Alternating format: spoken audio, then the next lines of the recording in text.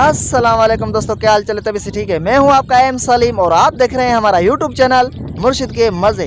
तो फाइनली दोस्तों आज हम आए हैं छोटे साहिल और चाचू कुर्बान के पास, और ये भी यहाँ पे तन्हा बैठे हैं और हम भी घर पे तन्हा बैठे थे। हमको मज़ा नहीं आ रहा था, टाइम पास नहीं हो रहा था, इसलिए हमने देखा ये चाचू कुर्बान और छोटा साहिल यहाँ पे अकेले बैठे हैं और हमने भी यहाँ आया और हमने सोचा कि ये भी फ्री बैठे हैं, हम भी फ्री हैं घर पर और अपने आप में बातचीत करें, टाइम पास हो जाएगा।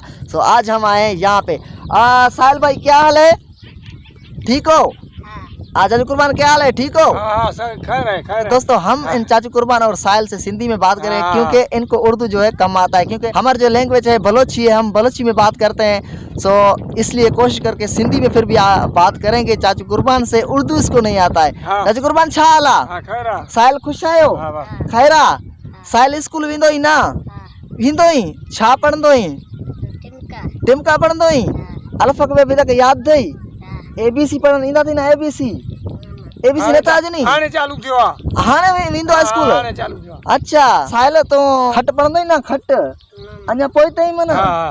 अल्लाह नंढड़ो आहे न।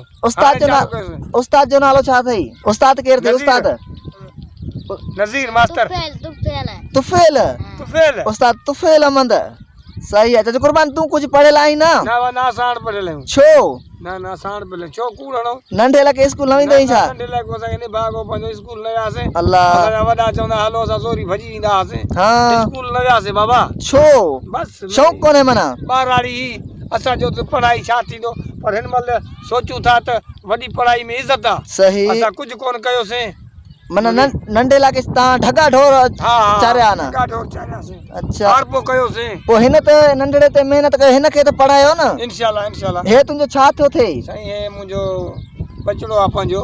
अच्छा पोइ हिन ते महिनत कयो, हिन खे कोशिश करे पढ़ायो, ईअं न त पाण वांगे हिन खे बि अनपढ़ करे छॾियो। हे पढ़ंदो छा शुरू थी वियो आहे। अच्छा साहिल पढ़ंदा आहिनि बच्चा? कोशिश कर ABC भी याद कर, अल्फ बे याद कर, पे पग के कहां टिपका न? पग के? हां पग बुधा न? नथो चई न? याद कर पग। हां पग पे पग। भला ते तारे के घणा टिपका न? तारे। हां हेठ तस मथे मथा। इहो तो सही आ, पर इहो पे पग नथो अचे न। सो याद कर, कोशिश कर याद कर। सो चाचा कुर्बान तू असा के छा बुधाए? कुछ बैत या कलाम असा के बुधा? हां अचई तो न? थोरो बटर मिस्र आहिनि। बुधा अची चुनी चिट घणा मुंहिंजी बाह चिटरी बाही। हां साईं। हाज कया हथन सां मुंहिंजूं अखियूं एॾाही, हाणे मोट लालण साईं जो बाज कर कुर्बान गरीब ते। वाह रे वाह। इहो इन जो मतलब कीअं थियो? कंहिंजो शाइर आहे पहिरियां ॿुधा? पहिरियों साईं इहो पंहिंजो पुराणो शाइर आहे। असांजो चाचो शाइर हो, वीचारो गुज़ारे वियो। हाँ उन जा शाइर मूंखे दिलि ते आहे। हाँ। उहे शाइर आहिनि। सही। पोइ हाणे इन जो मतलब मक़सद छा आहे? थोरो असांखे ॿुधा वाज़े करे। हा साईं जी तव्हां चवंदो तीअं ॿुधाईंदासीं। कहिड़ो चवंदो? इहो जो तव्हां पढ़ी वियो आहे, इन जो कुझु मतलब छा आहे? इहो छा थो चए? माना शाइरी में छा अहिड़ा ख़ासि? अची चुनी चिट घणा मुंहिंजी बाह चिटरी बाही। हा हाज कया हथनि सां मुंहिंजूं अखियूं एॾाही, हाणे मोट लालण साईं जो बाज करनि कुर्बान मिस्किन। उहा त सही आहे, पर इन जो मतलब छा आहे? माना छा मतलब? इहो शाइर आहे न बाबा। बस शाइर आहे? हिते ई पूरो थियो। मतलब तोखे नथो अचे? न पढ़ियल न आहियूं, मतलब छा ईंदो? अच्छा बस हिते ई पूरो थी वियो। बस इहो शाइर अचे तो पढ़ण, वधीक कुझु बि नथो अचे? न। साहिल तूं असांखे छा ॿुधाईंदे? कुझु काम अचे थो न? नथो अचे?